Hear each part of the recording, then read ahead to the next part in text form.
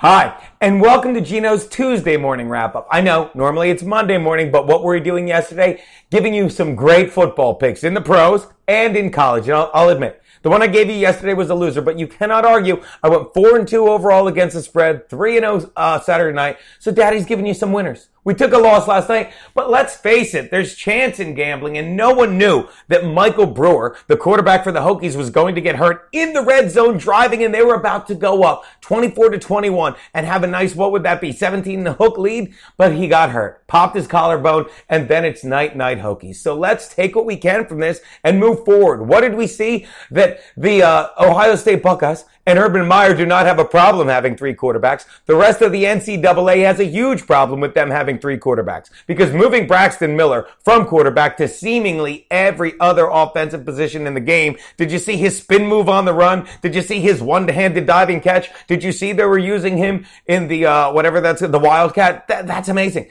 And not only that, but now they have Cardale Jones under center all the time and JT Barrett as a backup. That gives them more options at quarterback than any team in college. And the only team in the NFL with more quarterback options is the Buffalo Bills. And by that I mean they will be running quarterback options all season. Did you see they gave up? They cut Matt Castle. E.J. Manuel is barely able to start for half the teams in IAA college. So they will be running quarterback options all year. And until one of their amazing defensive players can throw a pass 40 yards, I'm going to take the under on the Bills 8.5. Did you see what I did there? I took a loss in college football and gave you a winner in the NFL. That's how Daddy do. You're welcome. So let's move on with another football thing.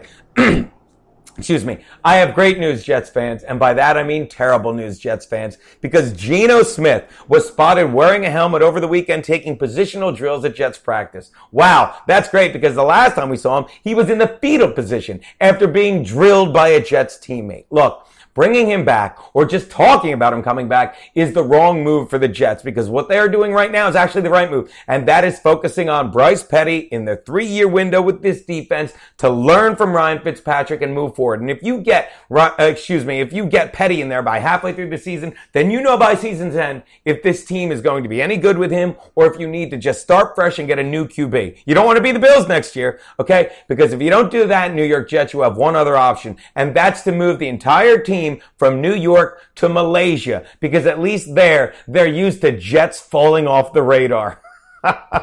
Look, people, I am telling you, the Jets are a mess, and you'd be crazy not to bet the under on them and get 7.5. You're sure to make money on that, unless, of course, you make the bet with Geno Smith, and then you'll never see the money. All right.